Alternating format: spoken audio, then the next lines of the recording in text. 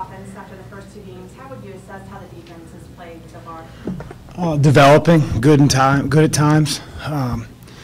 We played a, game one, we completely dominated their team. And, they had less than half a point per possession through the first 36 minutes of the game. And then Quentin Upshur, played when the game was over, got his points at the end. But as I said after the game, we have to finish games, and that includes on the defensive end. Long Beach State is a terrific scoring team.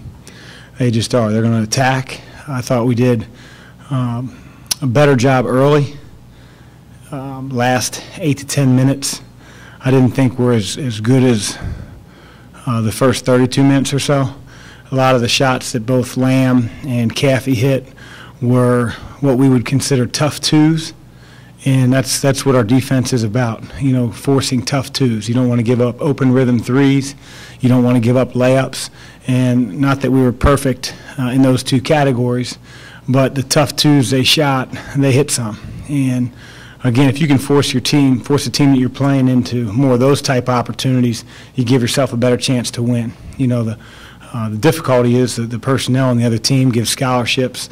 They're both high-level players, could play anywhere in America, and they gave it to us at times with jump shots. But I thought we controlled the paint fairly well, and we have to be that team as the season continues. Matt pointed to transition defense being a specific area, and going against a team like Stephen F. Austin that commits so many turnovers. Like, how key is that going to be? Well, I hope they commit a bunch of turnovers. But turnovers a lot of times are indefensible points, especially when they're live ball turnovers, and that's where we have to be really good with the ball. SFA is going to be out in passing lanes. They're going to try to disrupt the ball handler. They led the country in 5-second calls a year ago defensively. So their pressure bothers teams. We've got to be able to handle it and not let it lead to field goals at the other end. When the ball goes out of bounds, at least you can set up your defense. But, we can't turn the ball over and expect to win against an NCAA tournament type team. As a coach, 2 games, Coach, as many guys that you interchange, you have to be pleased with the unselfishness thus far.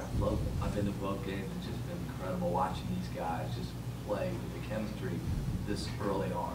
And we have to keep that.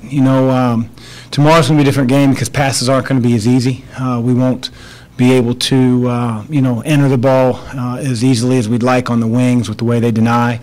Doesn't mean that we'll be an unselfish team for our assist total. A lot of times, goes down, but a lot of times just the way that they force you to play, they don't necessarily care if a guy tests you from half court all the way to the rim because the other 4 players are being denied. It'll be a lot different game, but that spirit of passing the ball and making the correct play, I said a few times now, starts with Matt and D, because that's those two embody that type of play. Both are extremely unselfish.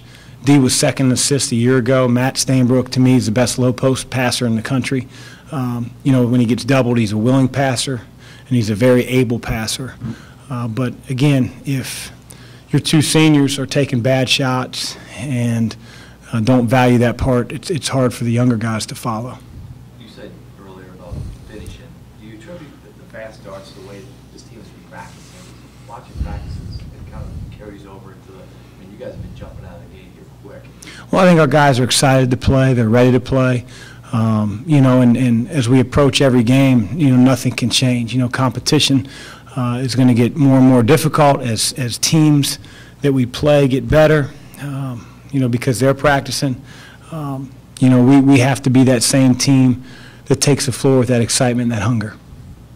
As a coach, you obviously have to keep Trayvon grounded, correct his mistakes, make him better. But as a fan, you watch the kid to say, wow, pretty good. Well, you might. I'm not a fan. I'm his coach, and I don't have to keep Trayvon grounded. I have to coach him. Trayvon's a really, really grounded kid. He's really humble. He's acquitted himself well with his teammates. They would tell you that. He makes the right play when he's on the floor. I don't know if he's taken a bad shot all year, maybe 1 or 2. But, when you make the right play, guys like to play with you. And, whether it's on the offensive end or defensive end, if if he's making errors, it's my job to point him out and figure out how to help him get him corrected. And good players want to become better players, and I don't see anything different in Trayvon. Coach, I'm not sure if the fans realize the quality of some of these non-conference games you guys have early. I mean, this is legit games. We've met Austin, what they did last year. How much does it do for your team just kind of getting ready for the season early on? It does a lot. Number one, it exposes you to different styles. Number two, you play quality opponents. It's only going to help you when you get to the Big East. You know, and we want to challenge ourselves. And, you know, our players in that locker room are huge followers of college basketball. They've grown up with, you know, the players that they're going against, that they watch sign at other schools. They follow the NCAA tournament. I mean, they're immersed in college basketball just like the hardcore basketball fan is. So for me to have to go into the locker room and explain to Stephen F. Austin, I'm wasting my time because they know they rattled off 27 games in a row. They watched him take down VCU in the tournament a year ago. So you know, we'll certainly point those things out, but it's just repetitive because those guys already understand, you know, who the challenge is every time we play. You said Matt is one of the best post passers in the country. What kind of strain does that put on an opposing defense, particularly on the weak side, when you have that threat out of the post? A lot. You know, we're going to use it. I think Matt can score on anybody in the country. You know, even if the guy's more athletic and likes to block shots, Matt knows how to use his body. He knows how to, you know, shield the defender with his shoulder. He knows how to shot fake. He knows what you're thinking. And, again, he's going to see different types of looks. You know, he's not going to be immune to good defense. I mean, guys are going to really challenge him. And but, again, he's going to make the right play the majority of the time. And if he keeps his conditioning up, which I have no doubt he will, he's going to have a lot better season than I think a lot of preseason people were led to believe. Chris, what's some of your fondest memories about Thanksgiving growing up in the Mack household as a child? Well, it wasn't really the Mack household, but we used to go to a place in Fairfield called the Civitan Club, and it was all of our relatives.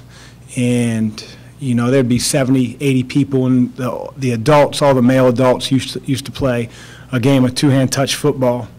And, you know, some Thanksgivings there'd be a little snow on the ground, and I just remember being 6 years old asking to play, and it was no, 7 years old, no, 8 years old. I finally got my shot when I was 10 years old. I got to get in the adult game. And now you got to understand, I had a cousin who played in the NFL. I had a bunch of guys a bunch of cousins of mine that went to Baden and had college football careers. So for me to get on the field at 10 years old, you know, the play, we called it in the huddle. We didn't call it. I just sat there and, you know, had my mouth open, and he said, all right, everybody's going to go out, and this is what you're doing, Chris, just stay over here, right? Like, that's not really a play for me. So they dropped back to pass. My uncle dropped back to pass, and nobody was open. And he threw it to me, a little screen pass, and I probably had 40 yards I could run to the end zone. And it slipped out of my hands and went into the ground. And I wasn't asked to play the next 2 years. So it's not a fond memory, but that memory is scarred. And if the Cheneys are watching this press conference, I promise I'd catch the ball now. Seriously, a 2-year ban for one drop? Yeah, they were like, you can't play. You know, I had really good hand-eye coordination. I froze in the moment. It's depressing. I mean, I sat there, I didn't eat, went back to the club, didn't touch the stuffing, deviled eggs, all that stuff. I mean, it was traumatizing. Did you ever get it back on the basketball court? The same household, right? This is the Cheney household, and they're probably going to be watching this. I'm going to make sure they do. This is the type of people that my cousin Chris, Mike, and Claude Cheney were. These are the type of people they were. Big-time athletes at Baden High School. Like I said, NFL, starting quarterback at Dayton, the whole 9 yards. It would snow like it did the other day, and I would walk from my grandmother's house over to Corwin Avenue, and I would ask those guys if they'd want to play basketball. No, we don't want to play, Chris. There's 12 inches of snow out on our court. So I'd say, no problem. I'd ask Carol for the shovel. I'd get the salt, and I'd go out. And 3 hours in, I'd be at the last spot on the basketball court just shoveling it off, and all three of my cousins would come out to play. And so they always made me do all the heavy work, but I was always excited once they came out, and they let me play basketball simply because I shoveled the snow. And with that, I'll leave. Hey, Coach, Shannon Miner's at the top.